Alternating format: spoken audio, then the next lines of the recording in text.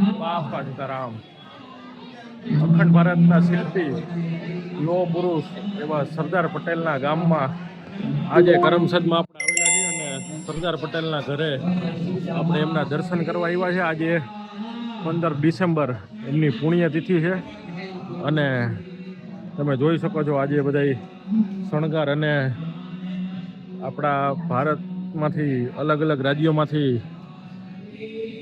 સરદારના ચાહકો અહીંયા આવેલા છે. એમનું ઘર છે અને બહુ સરસ રીતે કહેવાય ને કે ભાઈ વ્યવસ્થિત સાચવીને રાખ્યું છે અને એમની આપણે જોશું કે કેવું હતું એમનું ઘર.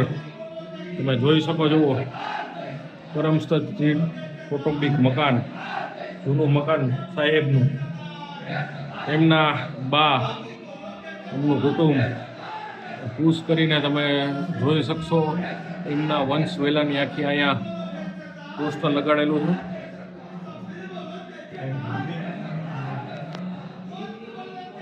એમના મોટા ભાઈ માનનીય અને સન્માનનીય બંને વિઠ્ઠલભાઈ પટેલ, એમને પણ દેશ માટે ખૂબ ખૂબ કામ કર્યું છે ને ખૂબ બલિદાન આપ્યું છે.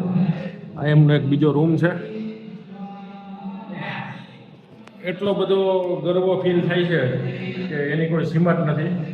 આજે તમે આવો એક વખત અહીંયા અને અહીંની જે ઉર્જા છે એનો તમે એક વખત આનંદ લ્યો તો તમને ખબર પડશે કે આ કેવડા મોટા મહાન પુરુષ હતા અને આને આપણા ભારત દેશ માટે જે કહેવાય ને કે આન બાન શાન માટે એને પોતાની જિંદગી આખી ન્યોછાવર કરી દીધી. આવા લોકો પાસેથી આપણે પ્રેરણા લેવી જોઈએ. તમે જોવો મોટા મોટા નાગપુર ધ્વજ સત્યાગ્રહની સેના 1923 લોર્ડ માઉન્ટ બેટનની સાથે જોઈ શકો છો તમે. અત્યારના નેતામાં અને ત્યારના મહાપુરુષોમાં કેટલો ફેર છે. સરદારે નીચે અને લોર્ડ માઉન્ટ બેટનની નીચે બેસીને એની યાર વાત કરે. આ હિન્દુસ્તાનની જે કહેવાય ને કે ભાઈ સરદારનું રૂમ 12 નંબર એ કહેતો હતો ને કે ભાઈ આ હિન્દુસ્તાનની છબી છે એમ કે માણસો ગર્વ લેતા હિન્દુસ્તાન ઉપર. જોઈ શકો છો બધું. સ્વતંત્ર સેનાનીઓ છે બધા નિર્વાસિતોનો પ્રશ્નોની ચર્ચા કરતા. આ બધા જોઈ શકો છો તમે. બધા નેતાઓ છે.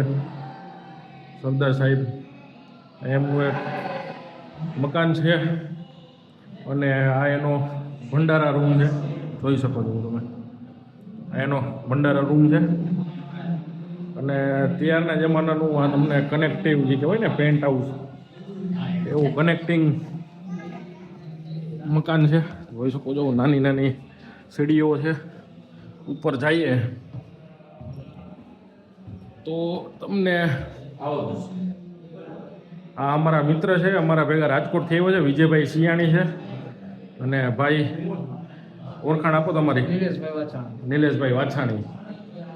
બંને વેપારી છે અને સરદારના ચાહકો છે. એટલે સ્પેશિયલ આજે સરદાર માટે થઈને અહીંયા સીધા અમે કરમસદ આવ્યા છીએ. જોઈ શકો છો.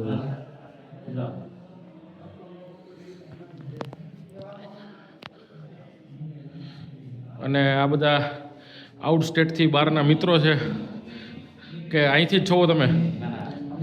કहाँ से हो आप? अहमदाबाद से हो तो अपना गुजरात का ही हो આપ? બાજુનું ગામ. તો ઓલા નીચે ઊભા હતા એ બધા બહારના ગામના હતા. આપણે એની યારે વાત થશે તો મુલાકાત કરશું.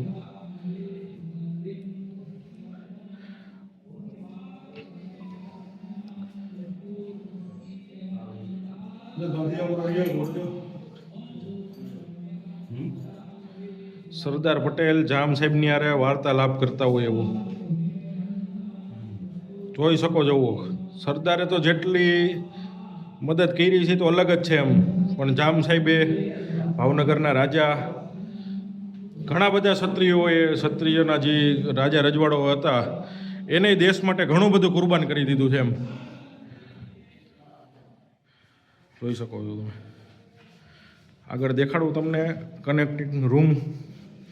ત્યારના જમાનાનું આ લેટેસ્ટ મકાન હશે મને એવું લાગે છે, પણ આ બધું ન્યોછાવર કરીને સરદારે દેશ માટે એ કરવું પડે ને એ કર્યું છે. આજના છોકરાઓને આ શીખ લેવાની જરૂર છે. જોઈ શકો છો તમે બધા અલગ અલગ લગાડ્યા છે. એક વખત જરૂર તમે અહીંયા વિઝિટ કરજો, ગર્વનો અનુભવ થશે. અને હવે આ જો બીજું અહીંથી સીધી નીચે સીડી ઉતરવાનું છે. ઓલો બાજુનો રૂમ હતો ને, હજી અહીંયા એક બીજો રૂમ છે. જોઈ શકો છો બાળકો સાથે સરદાર આપણા. ખૂબ ગર્વનો અનુભવ થાય છે. ખૂબ ગર્વની વાત છે કે આજે મને આ સરદારના ઘરે આવવાનો મોકો મળ્યો, અને પણ એમની પુણ્યતિથિએ 75મી.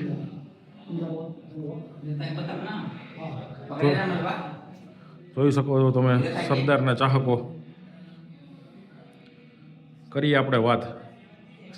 કહાં સે હો સરજી આપ? वाराणसी વારાણસીથી આ બે મહેમાનો ગુજરાત અહીંયા સરદાર पटेल આપ રાજસ્થાન से हो? रविशंकर पटेल रविशंकर वाराणसी फ्रॉम वाराणसी. रविशंकर पटेल. सिंह पटेल फ्रॉम वाराणसी क्षत्रिय महासभा जिला संयोजक वाराणसी. ભાઈ ભાઈ जिला महामंत्री જોઈ શકો છો તમે ક્યાંથી માણસો આવે છે, કેટલા ચાહકો છે સરદારના. સરદાર ખાલી પટેલોના નહોતા, જેના મગજમાં ફીટ કરી દીધું છે ને, સરદાર આખા હિન્દુસ્તાનના હતા. અને આ જે જ્યોત છે ને એ એની સાક્ષી છે. સલામ છે સરદાર સાહેબને, સલામ છે એની માતાને, સલામ છે એના જે એને કામ કર્યું છે એનું. આ એમનું કિચન, રસોડું, ત્યારના જમાનાનું. ચૂલો જોઈ શકો છો તમે સામે. ખૂબ વેલ મેન્ટેન કરીને રાખ્યું છે. દેખાડું હમણાં તમને બહારથી કઈ રીતે કનેક્ટ થયું છે. એક વખત જરૂર આવજો. મહાનુભાવો એ જે આપણા દેશ માટે કુરબાની દીધી છે, એના માટે આપણે એક ટાઈમ કાઢવો જોઈએ. આ જોઈ શકો છો 2 રૂમ છે, એમાંથી અહીંથી ગયા હતા આપણે, અને અહીંથી હું બહાર નીકળો. બહુ જબરદસ્ત.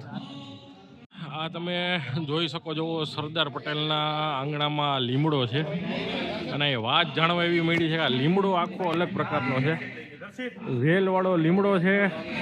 અને કાકા એમ કહેતા હતા કે એકત્રીકરણની આની અંદર જે કહેવાય ને કે ભાઈ સરદારની જે વાત હતી એકત્રીકરણની, એની આમાં રૂહ બસી ગઈ છે. એવો લીમડો આત્મા છે આનો કહેવાય ને. એવો લીમડો તમે ક્યાંય નહીં જોવા મળે એવું આ કાકા કહે છે. શું નામ છે તમારું? વેલવાળો લીમડો છે, કુદરતી સંયોગ છે આ લીમડામાં. ઝાડ તો બધાએ જોયા હોય, લીમડાના કોઈ વિડીયો નથી ઉતારતું, પણ અહીંયા ઉતારવો પડે એવું. સાચી વાત છે. હમણાં તમે કહેતા હતા ઓલું વારાણસી વાળું શું હતું? વારાણસી સત્યેન્દ્ર જૈન જે આયોજન યજ્ઞના મુખ્ય આયોજક છે, તે લોકો અહીંથી 15 લીમડા વાવવા માટે લઈ ગયા હતા, પણ ન થયું. પણ એ આવો લીમડો ન બન્યો જે રેગ્યુલર આપણે હોય એવા જ લીમડા બને. એના હાટું સરદારને ઈ ઘરમાં જન્મ લેવો પડે ત્યારે આ લીમડો થાય. ગર્વની વાત એ છે મોટા ભાઈ. હા, એમ સરદારને જન્મ લેવો પડે, બાકી લીમડા ઈ ન ઉગે ભાઈ.